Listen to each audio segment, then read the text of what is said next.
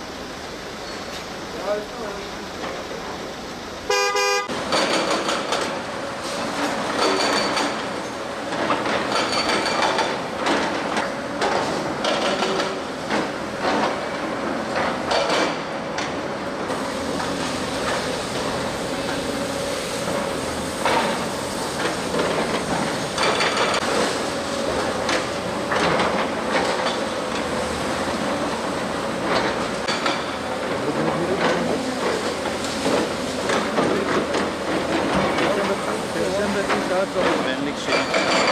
Ben geldim müteahhite dedim ya bana yer ayarla. Biz çıkalım. Yeni olmadı. Mesela benim hanım hafta sonu sınava gidecek. Tamam.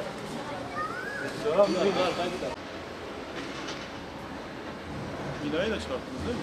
Evet.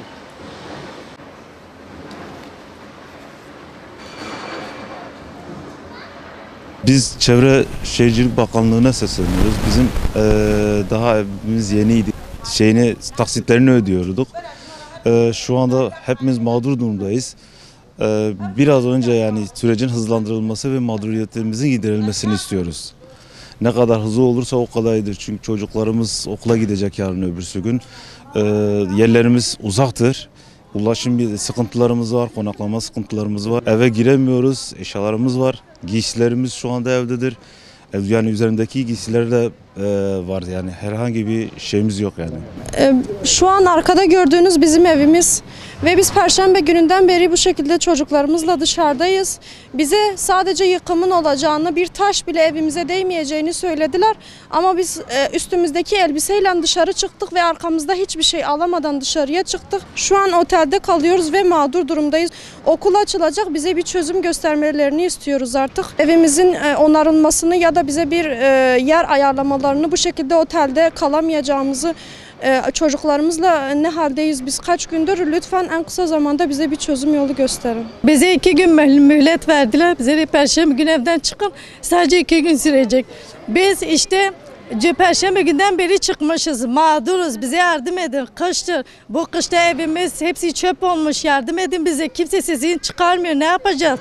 Devlet de bize yardım etsin. Kışın çocuklarımız okula gidiyor. Otellerde kalıyoruz. Yapacak bir şey yok yani. Bize destek versinler. Olmuyor. Otel nereye kadar? Otel ayrı yeri değildi. Biz evimizi insanlar gibi evimizi yapsınlar. Evimizi bize versinler. Bize dediler servis ayarlayacağız. Çocuklarınızı okula göndereceğiz. Servis yok, bir şey yok ortalıkta bir şey yok. Biz sadece hakkımızı istiyoruz. Başka bir şey istemiyoruz. Evhaniyeme lvedre evini harabe bu. Harakirin biser eymedeket. Harakirin haniyeme. Rura inede emli dervene emviyet xwazin emrica edikin.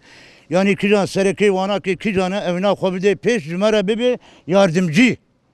Be cümere bu hani emilo mağdurun emilo. Eml kulmin emçine utele u emtin eml dervene em şunu ten zarokeme sıbay mektebi ve be ev zaroki kur her mektebi mektep dure cevanaki dure ve her kur ev zarok sıbay. Em bet xwazin go yardım ekibin deme cümere yan khani bigrin yan cümere khani çekin. خانیه ما خراب کرده، خانی بسر ما دهات جمرة قوتن دركفن تشتك زراري ونابه، أم جلير حي خدر كتنا، وزاروكي ما شنا وقولي أم تخوازن جمرة خاني بقرن أزنا خوش ما ألو تلمي تلا يدارن هاكم كريمة، برا خاني كي ما بقرن أميش خراب كفني كنجي خانية ما تشكر، دلي ما خوست ما يورنا خاني برا خانية مش خراب بفروش جبر خاني بكرة، أزفيت خوازن أزن أب خاني برجع عظيم رش بيز نايمي.